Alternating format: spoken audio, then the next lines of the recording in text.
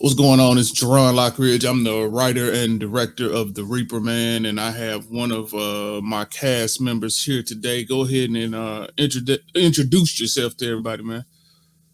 My name is Michael Gordon III, and I am playing the character Marcus in The Reaper Man.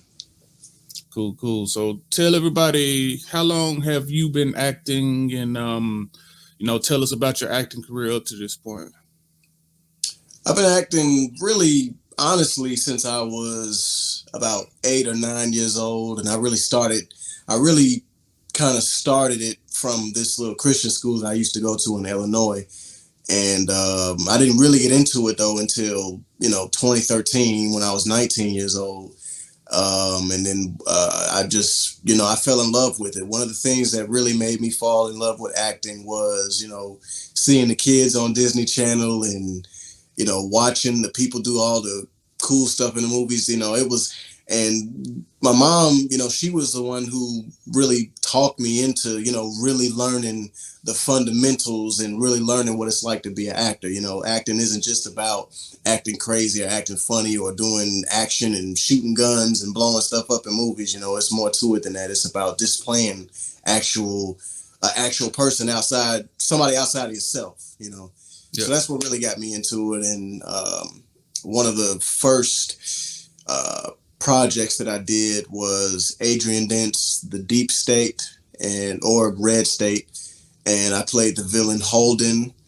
I've actually many years ago I've actually worked on I was picked to be in a commercial for Marc Gasol. It was a Grizzlies commercial. Bianca, the actress McMillan, she was also in it. Shout out to her. And yeah, just been dedicated, man. Just been really dedicated. I love it, and I wouldn't trade it for nothing else in the world. As far as say actors, who's your favorite actor? Who inspired you to do what you do? Man, it's many that I really look up to, and it's many that inspire me. But one of my main inspirations is and always will be Denzel Washington.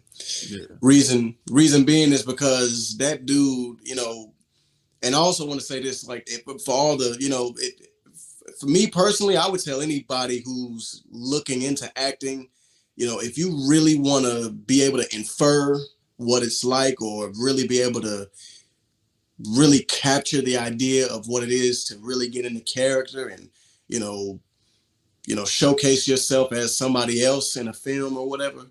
The best examples, in my opinion, are Denzel Washington, Jamie Foxx, Terrence Howard, Leonardo DiCaprio, Benedict Cumberbatch, George Clooney. It's more, but those are the six that I can name pretty well. Lawrence Fishburne, um, Ice Cube. Very great, very good people. It's the list goes on and on, but the one that really inspired me was Denzel because he, just that ability that he has to not only get into character, but really get people to really capture, you know, the person that he's playing and capture the essence of that person and display emotion at the same time. Displaying the anger and the sadness and the hurt.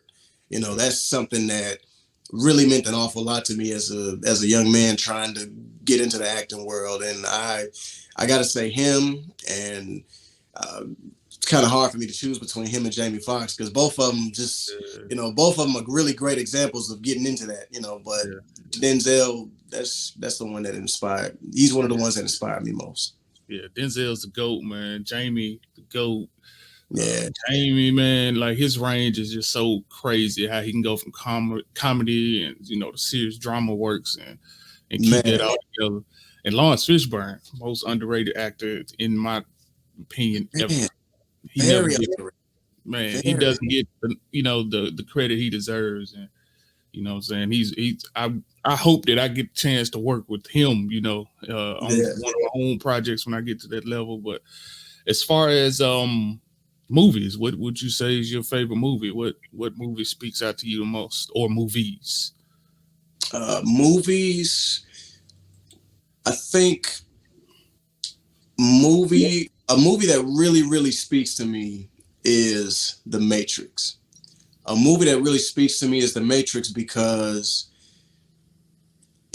as a kid, because I was first introduced to it as a kid, and when we kids, we want to see all the action and the shooting and the martial arts and stuff like that. But when I got older and I really, really looked deep into it, I really started to look it up and kind of learn about it.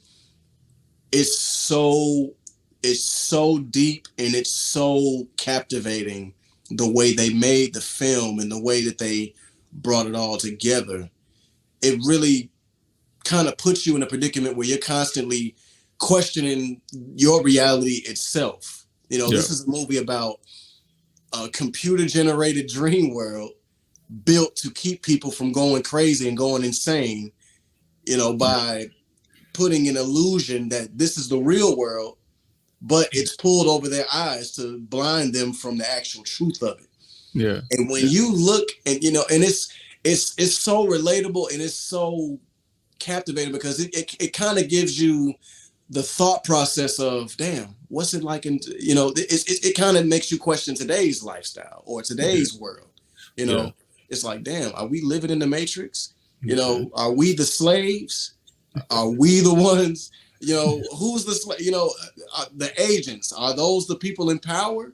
And can I be free? And if I can be free, how do I free others? How do I open my mind to the things that actually are capable of putting me in a place where I can actually help others see the vision the way I see it? The Matrix is a very, very important movie, not just the movie, but the franchise itself. And honestly, the Matrix movies, really, really, really, really speak out, and it says a lot, And another movie, one more movie, I gotta say, I've been watching it a lot lately. I don't know why, but it's The Crow with Brandon Lee. Yeah. That movie proves that sometimes there is a role out there that nobody else can play. Some actors are just born to play certain roles, and Brandon Lee was born to play Eric Draven, the Crow, in that movie. It's such a classic, and he was actually one of the people that I wanted to be like growing up. Like that was one of the movies where I watched it and I was like, you know what?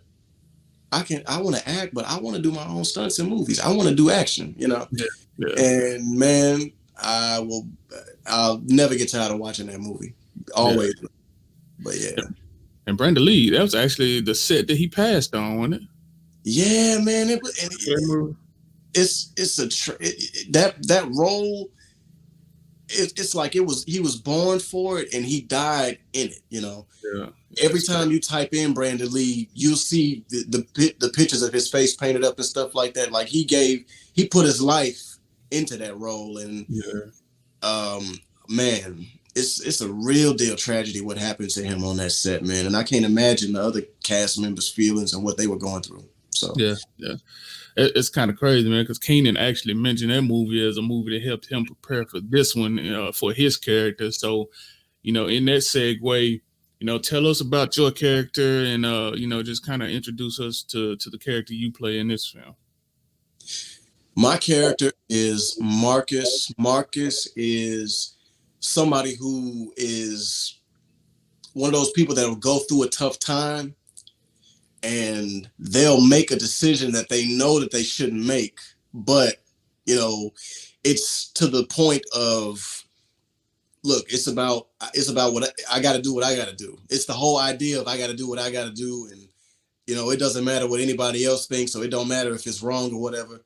And I think that's very relatable to a lot of people. A lot of us are put in positions, especially now, where, we feel like we got to do something, and a lot of times when I feel like a lot of times we also don't understand that sometimes it's important that we stay careful and very weary to the fact that there are actions that come with consequences, and I feel like when people are going to watch this movie, people are going to see and get a sense of, Marcus soon or possibly getting that that consequence and stuff like that. Cause he's getting, he's doing something he shouldn't be doing. I'm trying not to spoil it, but I'm trying not to spoil it, but he's doing something he's not supposed to be doing. There's innocent people involved, and that's the whole. I feel like that's one of the essences of the movie. It's teaching you that there are consequences to every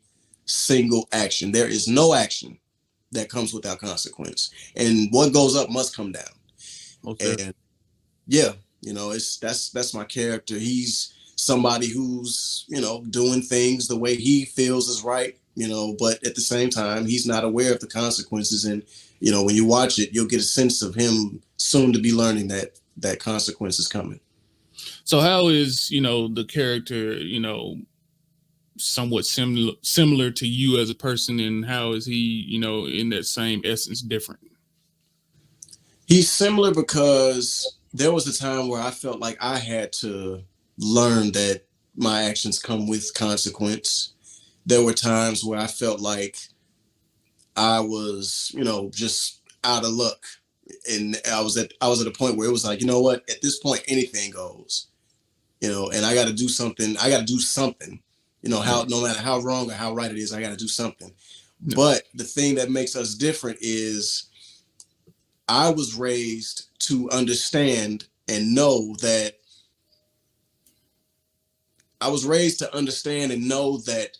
some things you cannot turn back from. And I think that's one of the things that, kept me from unfortifying my mind and from going out there and doing stuff that nobody has no business doing. Like, it was always a conscience that I had. The cartoons with the devil on one side and the angel on one other, like I've always had that. And there's been times where most of the time the angel won and there were times where the devil won. But, I really, really feel like we're differentiated from the fact that my conscience was always a bit stronger. And Marcus, on the other hand, the devil on his side is always winning. He's not good. I feel like he's not able to make the decisions the way that he should. He's just doing it because, hey, it's easy money, or it's, hey, nobody will ever catch me. You know what I'm saying? It's that mindset saying, hey, people do it all the time and get away with it. Why shouldn't I? Yeah. People don't have that conscience telling them just because people get away with it don't mean it's right. And just because they get away with it don't mean the same thing gonna happen to you. Yeah. So yeah, that's the similarity and difference between us. Cool. So how did you prepare for the role, and were there any challenges? Did you have any challenges preparing or, doing the role, or was it pretty seamless for you? Really, the only challenge for me was, and it wasn't a big challenge because I was more so excited for this role than I was nervous. But I think the only real challenge was, the fact that I knew I had to do a little bit of stunts, like not a lot of stuff, like no backflips or nothing like that, but do certain stuff. I had to make sure that I was doing it right. Like let's say I'm running and I fall down, I gotta make that look real. I gotta make that look real as possible. Or let's say I'm driving a car and I'm scared, or I see the Reaper Man himself and I'm terrified. Like it's like, yo, for this to be my first horror movie, I got to bring the terror and the emotion onto this damn set. I got to bring it to the camera. And it's like, man, I hope that when people watch it, they'll see that I've tried from the best of my ability to bring it. And, I just really hope that people see it. But that was really the only challenging thing for me, just trying to get the terror out there and the emotion and stuff like that, and try to make it realistic as I can if I fall and hurt my damn self or something like that. Yeah.